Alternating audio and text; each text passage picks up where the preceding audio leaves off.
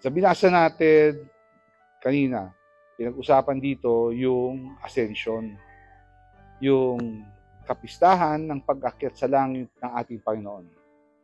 So, akyat na siya ng langit, no? Ito yung ika-40th day pagka buhay niya.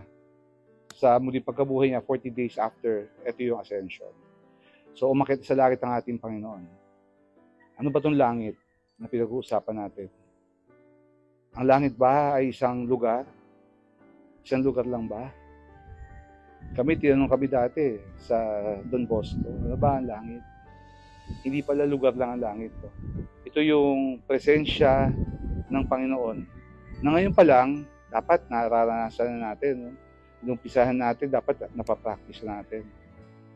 And tanong lang, tayo ba akit ng langit?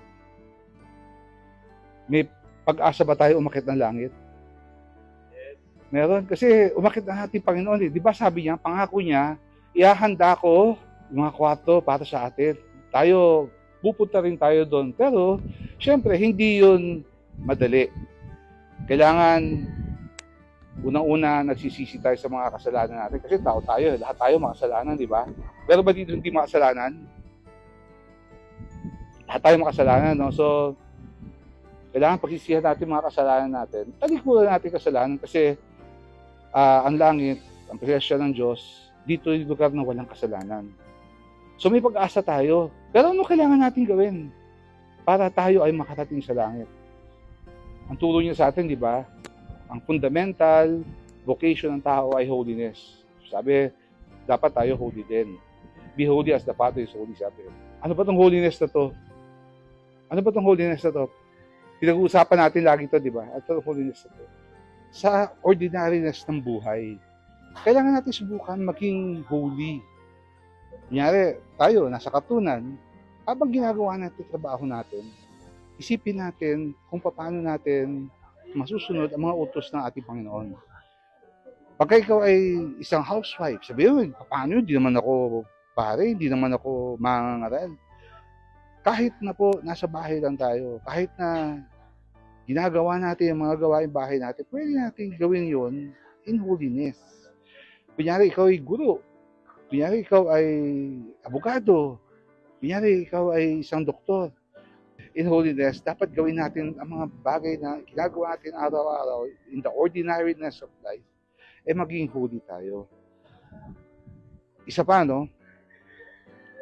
Nung umakyat sa langit ang ating Panginoon, binilihan niya yung mga disipulo, syempre kasama na tayo doon, na to make disciples of all nations. Ibig sabihin, ipakilala natin siya. Meron tayong obligasyon, meron tayong responsibility na ipakilala natin ang Panginoon.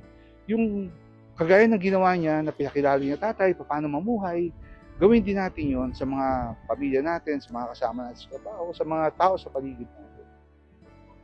Subukan nating gumawa ng tama. Subukan natin sumunod sa mga utos ng ating Panginoon. 3 taon siyang namalagi sa mundo.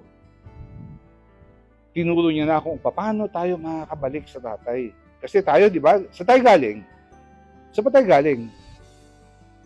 Sino ba gumawa sa atin? Di ba ang tatay ang gumawa sa atin?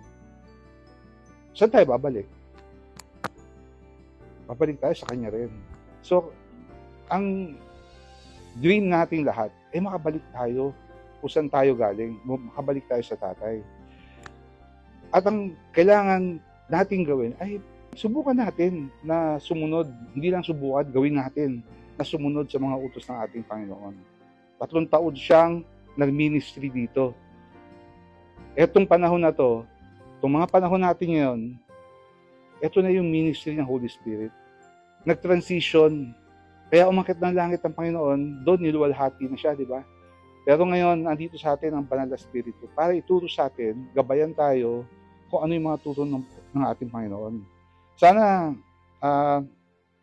subukan natin kasi lahat tayo, ang dream natin lahat, sana makabalik tayo sa langit, makabalik tayo sa tatay. Hindi po madali kasi tao lang tayo, mahihina, marupok. Pero kaya kung iisipin natin, tandaan natin, ang pupuntahan natin, ay makabalik tayo, makapunta tayo sa langit ulit. Tapusin natin po sa isang panalangin ng ating pagninilay. Glory to the Father, to the Son, and to the Holy Spirit, as it was in the beginning, is now, and ever shall be, world without end. Amen. Hingin natin ang panalangin ng ating banal na Ina. Hail Mary, full of grace, the Lord is with you. Blessed are you among women, and blessed is the fruit of your womb, Jesus. Holy Mary, Mother of God, pray for us sinners now and in the hour of our death. Amen. Maraming salamat po sa ngalan ng Ama, ng Anak, ng Espiritu Santo. Amen.